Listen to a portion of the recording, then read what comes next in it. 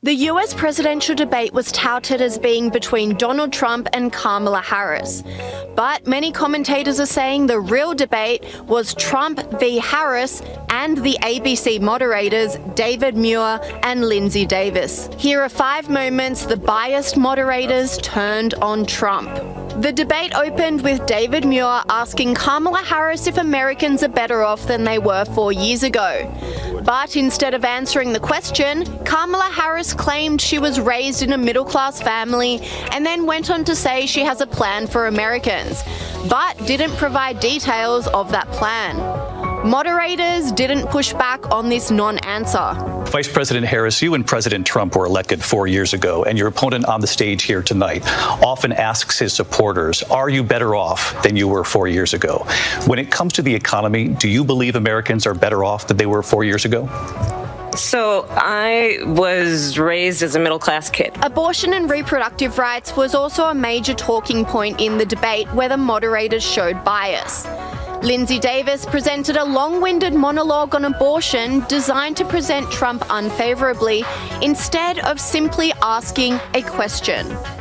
Davis then falsely claimed there is no state it is legal to kill a baby after birth, despite VP pick Tim Walz's state of Minnesota, Colorado, and 4 other states allowing abortions right up until the moment of birth in the 9th month.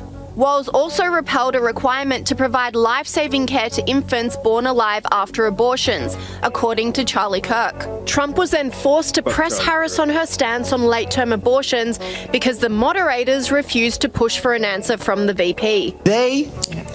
You should ask, will she allow abortion in the 8th month, 9th month, 7th month? Come on. Okay, would you do that? Why don't you ask her that question? Why don't you answer the question? Would you? Commentators on X slammed the vice president and the moderators after this clear bias.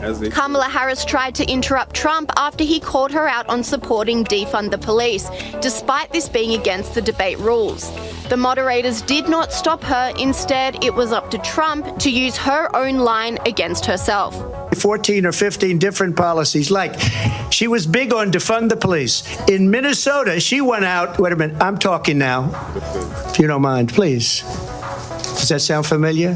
The moderators have also been widely criticized for only fact-checking Donald Trump and not Kamala Harris. Muir also attempted to fact-check Trump on claims of animal cruelty in the immigrant community, which instantly backfired on him. Verify here, you bring up Springfield, Ohio, and ABC News did reach out to the city manager there. He told us there have been no credible reports of specific claims of pets being harmed, injured, or abused by individuals within the immigrant community. Well, I've seen people on television. Let me just say here, this is the people on television say my dog was taken and used for food. Harris peddled the Charlottesville lie that was debunked by Snopes with absolutely no questioning by the moderators. And again, there was no fact-checking by the moderators when Harris pushed the also debunked January 6th bloodbath lie. Commentator Clay Travis blasted the moderators, saying, now the bloodbath lie too. No fact checks. This is shameful. And commentator Kayleigh McEnany also unleashed on the moderators, demanding that they do their job and fact check. Congresswoman Marjorie Taylor Greene also ripped into the biased moderators, saying, my phone is lighting up with non-stop messages about how extremely biased ABC is during this debate. Right. ABC is a disgrace. Smell like a bullshit! Yeah, homie, you got it wrong. Homie ain't getting on just 'cause homie got a song. That's that nigga, you know what I'm saying? He's doing his thing. Welcome back to the channel. G-Mac back with some thoughts, with some opinions, with some reactions. Like, subscribe, comment if you like the content. And with that said, let's take this walk. First off, one of the worst officiated debates I've ever seen, even with the small amount of crosstalk that was going on. Was it 3-on-1? If you're going for Kamala, you'd say that's ridiculous. If you're going for Trump, you'd say it was a travesty. Now, if you really don't have a horse in the race, you clearly see that it was hard not to see. From the very first question, which was to Kamala, they weren't fact-checking her, nor were they requiring her to answer the question that she was asked. And that happened, unfortunately, on every single question, important question that we were all looking for answers for. On Trump's end, his problem has always kind of been his problem. Even with the facts, he doesn't articulate them to a standard that's professional enough or without seeming aggressive while doing so. Something they don't ignore in 2024. And even if you're lying through your teeth or purposely evading questions, we've become a nation of symbolism. As long as you look good or could orate presidentially, you know, the substance of your politics will be willingly overlooked. Trump, he talked about migrants eating people's pets, which was another failure to articulate. Because that would sound crazy if there weren't already multiple claims by residents. Oh, for me. Smile. Go like this. Did you eat that cat? Did you eat it? No, why'd you kill it? Get in there. It's ridiculous.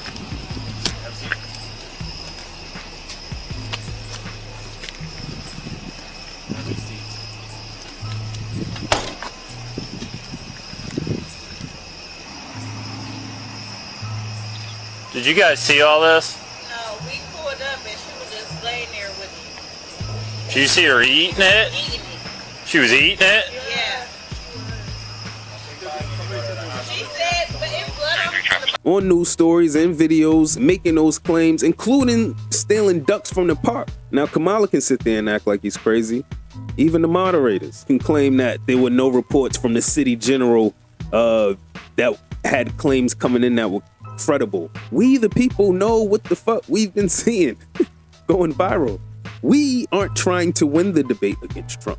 Like, they should be debating in good faith. We should be reacting in good faith, being attached only to fact. Look, Trump's not a career politician and he doesn't act like one. A businessman doesn't avoid talking about his pitfalls. He just makes them and his wins sound better. Now, a politician, they want to paint narratives, so they avoid entirely speaking of pitfalls. They divert attention from them or just flat out lie. Much like a prosecutor, what can you make people believe? And to be honest, that whole shit was make-believe. Again, starting from go. But with that said, hopefully you've been entertained and informed while passing this precious time that we have. And hopefully I've earned your sub. This has been Doing It for GP. Till next time.